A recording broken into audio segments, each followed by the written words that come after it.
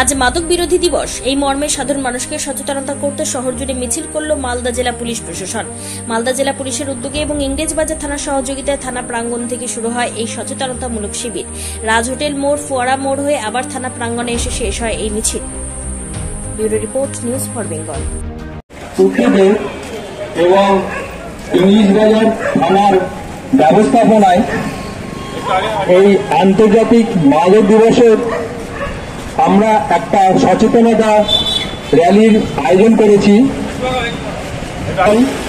আপনারা সবাই আমাদের এই সচেতনতা আশা। আজ আন্তর্জাতিক মাদক প্রতিরোধ দিবস। আসুন আজ এই শুভ দিনে